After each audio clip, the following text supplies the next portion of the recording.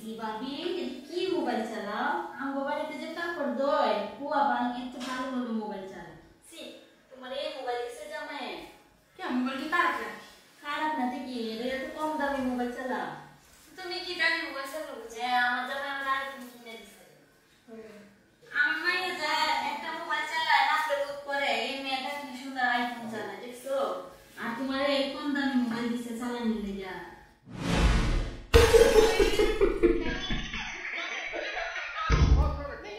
কি করব ভাবি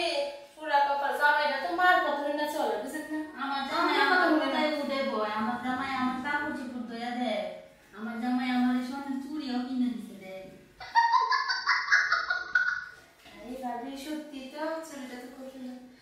কি করব আপনারা দেখে তো আমার খুব হিংসা লাগতেছে জানেন কত কি করে এই সংসারটা চলবে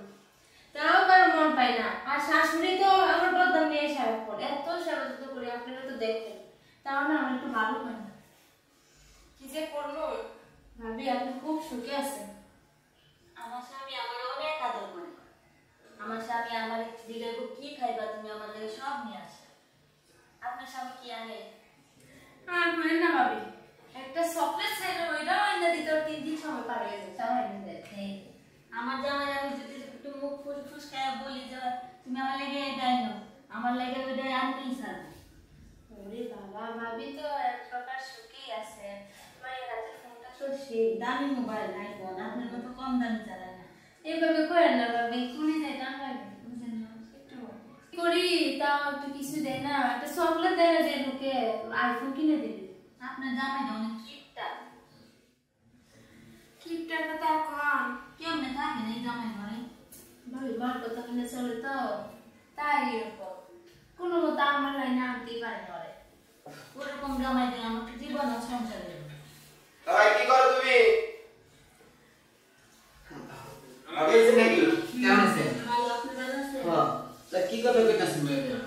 বলেই যে রে বাড়ির মেয়েদের দুঃখ সুখের আলাপ না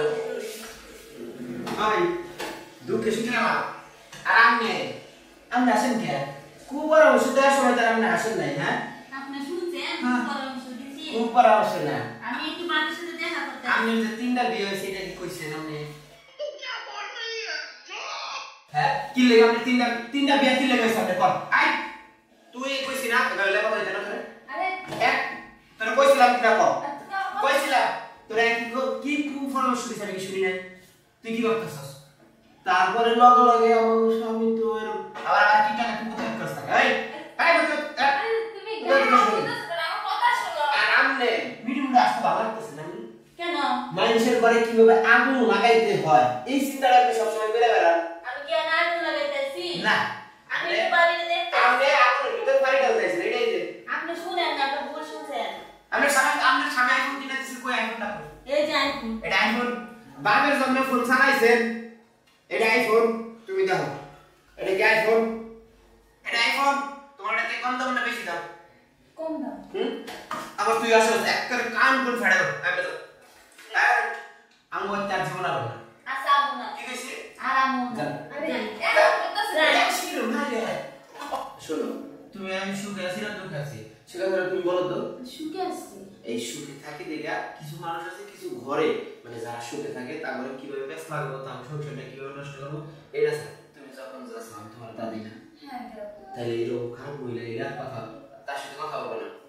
ঠিক আছে তাহলে দেখবে একদিন তুমি তার কথায় আমার সাথে ঝগড়া করতেছো আমার সম্পর্কটা এবং আমার সংসারটি ভেঙে নাও আচ্ছা রান্না করছো হ্যাঁ তাহলে তোমাদের বইয়ের শিখে আচ্ছা খাবার নিয়ে আসবো না পাগল চলো অসুবিধা নেই